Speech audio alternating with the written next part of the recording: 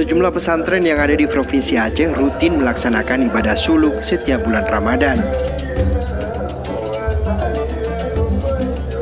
Ibadah suluk ini dilakukan dengan cara berzikir kepada Allah Subhanahu wa Ta'ala secara terus-menerus. Salah satu pesantren yang rutin melaksanakan ibadah suluk yaitu pesantren Serambi Mekah di Desa Belang Berandang, Kecamatan Johan Pahlawan, Kabupaten Aceh Barat.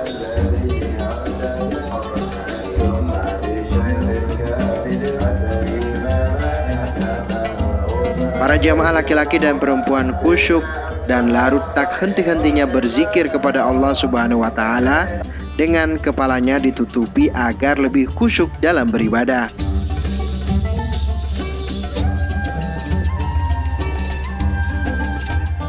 Salah satu jamaah suluk, Abdul Ratib, mengaku sudah 7 tahun mengikuti suluk selama bulan Ramadan.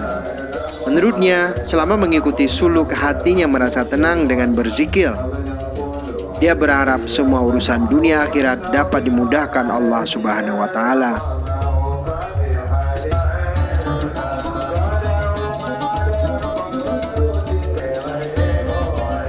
Setelah kita menjalankan suluk,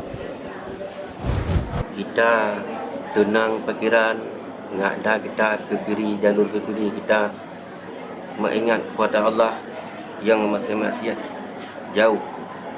Kita minta jauh sama kita masing-masing itu. Sudah berapa hari? Saya suluk sudah 7 tahun. Sejak tahun 2013 ya. Yang sekarang ini sudah berapa hari? Ini 10.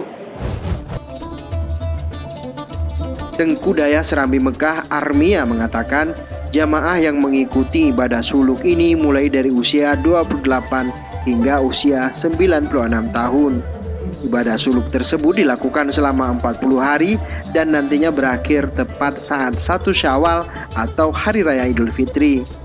Namun tidak semua jamaah mengikuti suluk sejak awal.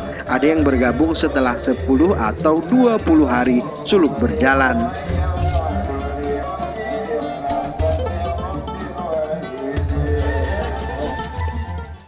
Dalam melakukan ibadah, kita menutup kepala, terutama sekali dalam tawajuh, agar setiap kita lebih fokus untuk merenungi kesalahan-kesalahan dan dosa kita, juga lebih fokus untuk bertafakur dan berzikir. Makanya setiap kita lihat ini kepalanya semuanya ditutup. Termasuk juga di tempat tinggal ini tertutup, tak terbuka, karena di tempat tinggal itu bukan hanya saja untuk tidur mereka di sana, tapi ahli suluk ini di dalam tempat tinggal itu mereka melakukan ibadah tawajuh dengan sendirinya masing-masing. Selain itu, selama mengikuti suluk, jamaah Naqsabandiyah dilarang memakan makanan berdarah seperti daging, ikan, dan sebagainya. Makanan yang boleh dikonsumsi hanya nasi, sayuran, dan buah-buahan.